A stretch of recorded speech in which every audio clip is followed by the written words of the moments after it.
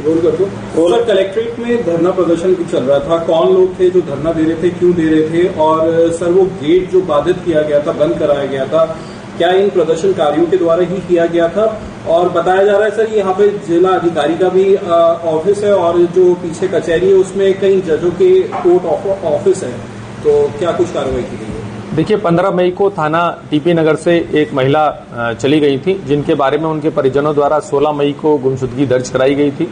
17 मई को उनका शव थाना रोहटा के ग्राम से, जहां की वो रहने वाली थी, वहां से बरामद हुआ था। तत्काल शव की शिनाख्त की गई थी। सीसीटीवी के ट्रेल के आधार पर जिस भी व्यक्ति के साथ वो जाते दिखाई पड़ी थी उसको गिरफ्तार किया गया था। प्रकरण में यह संज्ञान में आया था कि इनकी पूर्व से जान पहचान थी एवं आपसी विवाद को लेकर इस लड़के ने उनकी हत्या कर दी थी। इस लड़के का भाई और खेत का मालिक, जिन्होंने साक्ष्य मिटाने में इस लड़के का मदद किया था, उनको भी पुलिस ने अपनी तरफ से ही मुकदमे में नामजद किया था।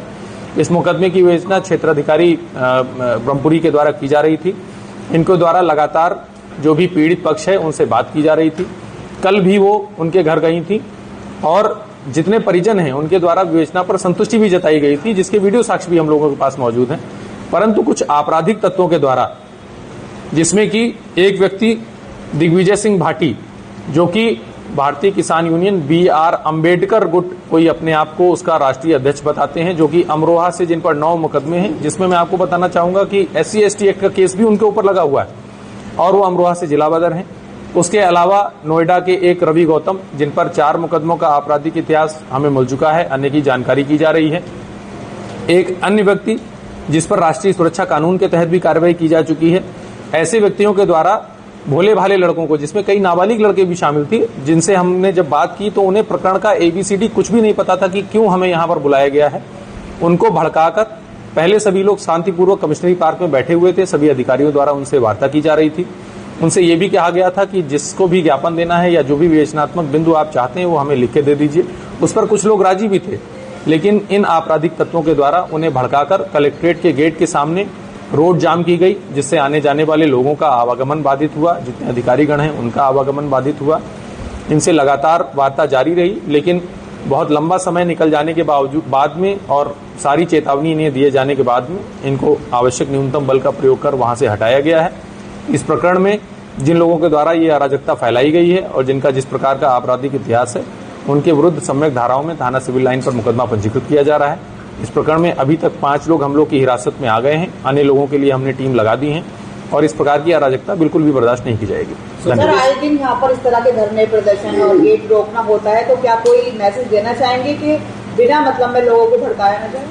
देखिए, मेरा सिर्फ इतना कहना है कि यदि किसी को कोई समस्या है, हम लोग लगातार जन सुनवाई में बैठते हैं और सारे साक्ष्य जो भी चीजें हैं, यदि किसी सरकारी कार्मिक की गलती सामने आती है तो उस पर भी मुकदमे पंजीकृत किए जाते हैं। लेकिन ये बात आपकी सही है कि थोड़ा सा इधर बीच कई लोगों के द्वारा इस प्रकार के कुछ प्रयास किए गए हैं।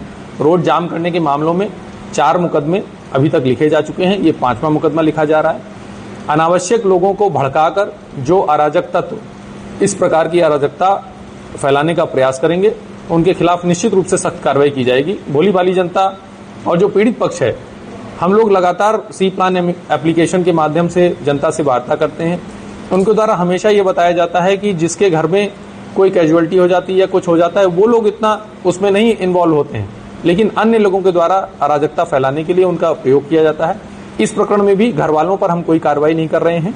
जो इस प्रकार के अराजक तत्व हैं, जिनके ऊपर पहले से भी मुकदमे पंजीकृत हैं और जिनका ये एक, अगर हम कहें कि एक धंधा सा बन गया है कि इस प्रकार का जाम लगाएंगे और दलाली करेंगे, उन पर निश्चित रूप से हम लोग अभी भी और भविष्य में भी सख्त से सख्त कार्रवाई करेंगे। सर, पीड़ित परिवार को बहला फुसला करके कुछ लालच दिया गया था लाइसेंस और मुआवजे को लेकर, जी भी सड़क जाम किया गया? जी, इसके बारे में भी हमारे पास ऑडियो रिकॉर्डिंग और सम्यक साक्ष्य मौजूद हैं कि कुछ लोगों द्वारा जो पीड़िता का भाई है उसे लगातार प्रलोभन दिए जा रहे थे, कई प्रकार के प्रलोभन दिए जा रहे थे। यह भी सामने आया है कि पूर्व में भी इनके द्वारा प्रलोभन देकर कई लोगों से ऐसे कुत्सित कृत्य कराए गए थे। उसके संबंध में भी साक्ष्य का संकलन किया जा रहा है। धन्यवाद।